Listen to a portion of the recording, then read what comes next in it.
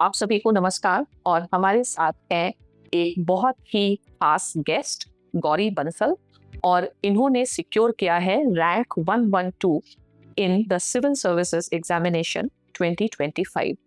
हम सभी जानते हैं कि भारत में जो सिविल सर्विसेज की परीक्षा है वो टफेस्ट एग्जाम है, not only in India but in the world, considering the number of the aspirants as well as the number of seats which are available, and in comparison to any other exam, for example medical exam or engineering exam, where a specific skill is tested.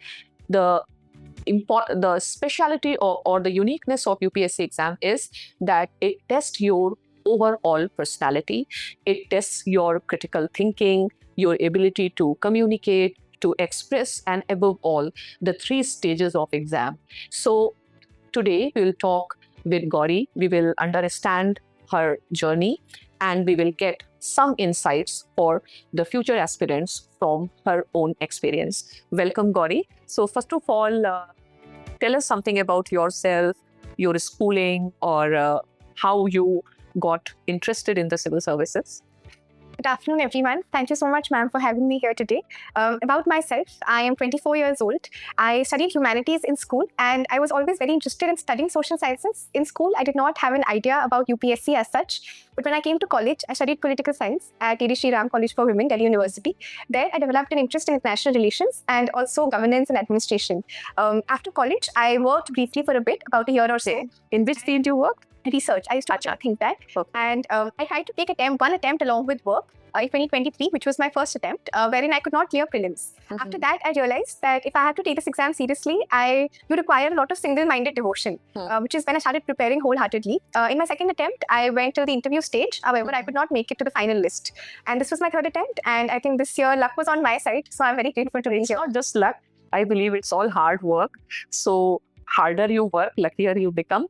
And definitely, as you said, that in the first attempt, you faced that challenge, and again going till interview and not getting selected. So some students, they take it very seriously. It is very natural, I think, that you reach to that stage. So did you face any such psychological or other trauma or something?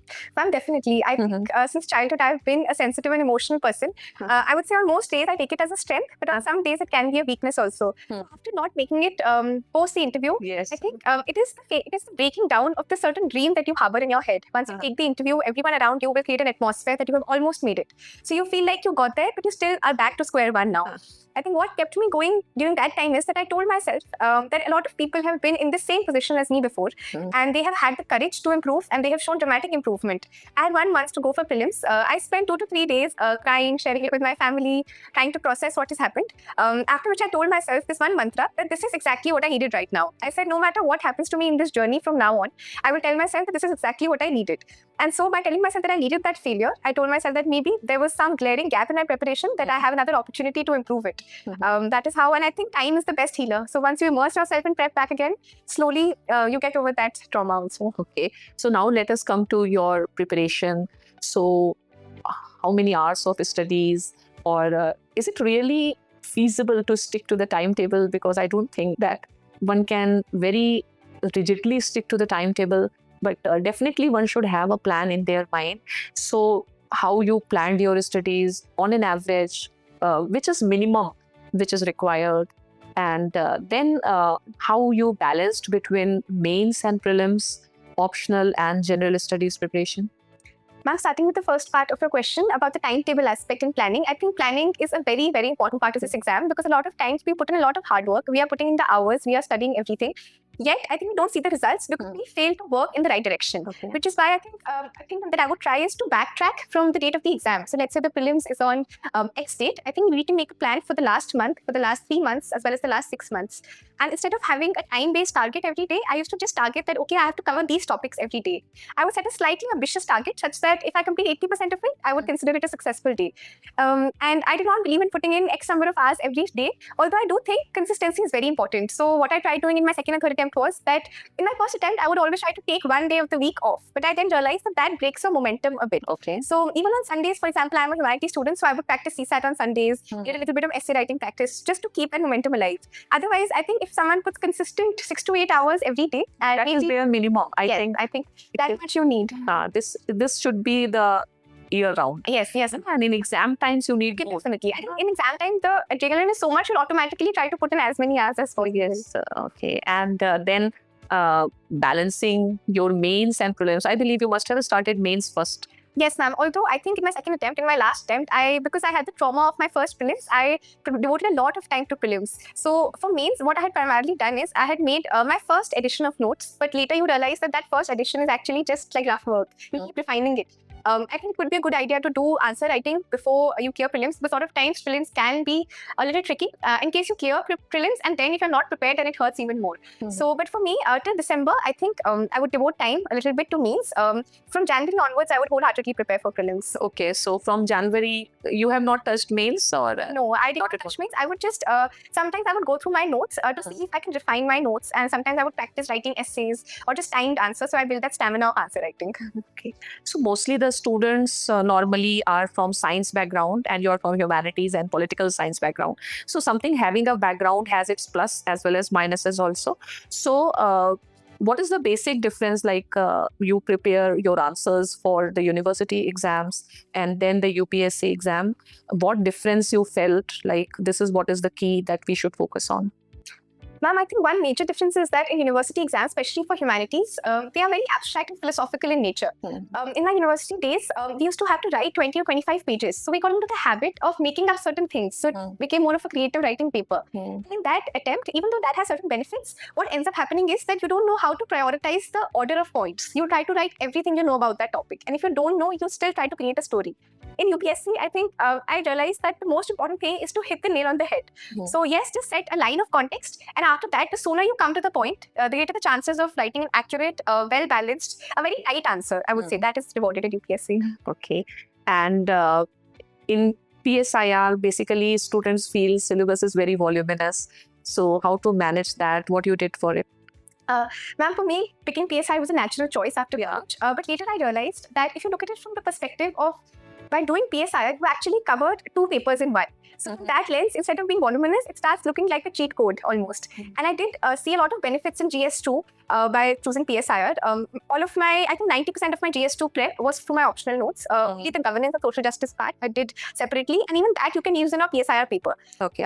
So which is why I feel like PSIR can be voluminous, but at the same time, it has so many interlinkages. It will give you a lot of space to express yourself, to give your own opinions. And it is a paper that will always keep you interested. So. Okay.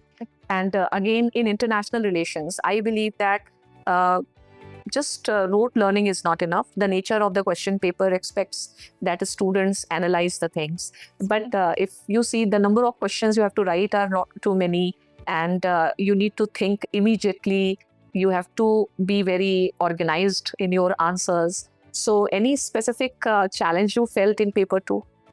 Ma'am, I think most of us are used to approaching paper 2 international relations from the perspective of GS2. So we make it a factual exercise that if, let's say, we have a question on Indo-US relations, we will try to remember as many dimensions and touch upon them briefly. But I think in optional, what they probably expect of us is more in-depth coverage of a few dimensions which are relevant. And they also expect a certain analytical lens because in GS2, you might get a what and a how question.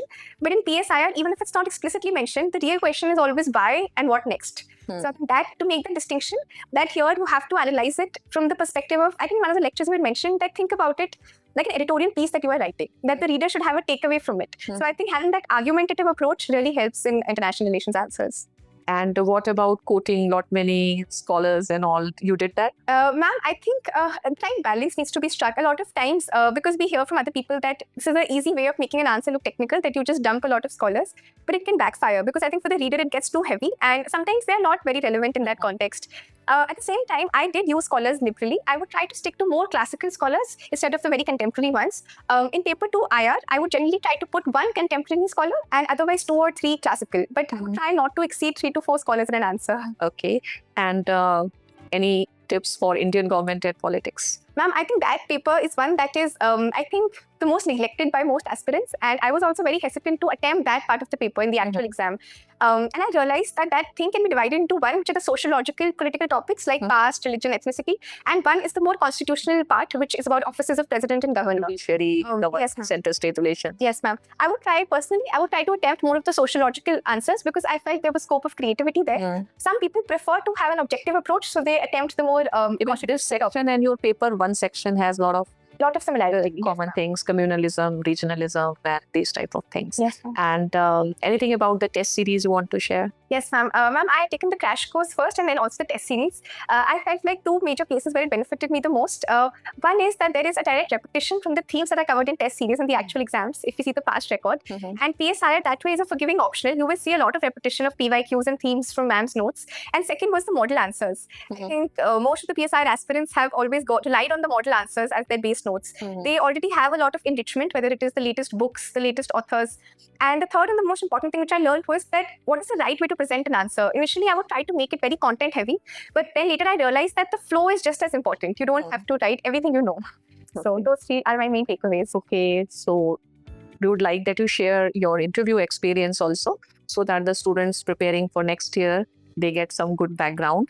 So first of all, in the real interview, is there a big difference between the mock and the real interview? And what are the areas they focused? Ma'am, I think one key difference is that in the mocks, I think their endeavor is to stress test you because they're trying to harden you. And I think that is required also for a lot of people that might not have faced interviews in the past. It can be very intimidating to walk into that room. So in that sense, mocks are helpful. But one differentiator is that in the mocks, you might get asked a lot of factual and knowledge-based questions. In the actual interview, there can be a few factual questions, but it is considered and deemed okay, I believe, to accept that you don't know the answer to that. And they will amply give you a lot of opportunity to express your opinion on a lot of things. So I felt that the actual interview questions are easier to handle if you go with the mindset that you have to be honest and whatever comes to your mind, just structure and organize your thoughts. I think that's what's more important. Any question you remember you want to share? Some question you found very interesting?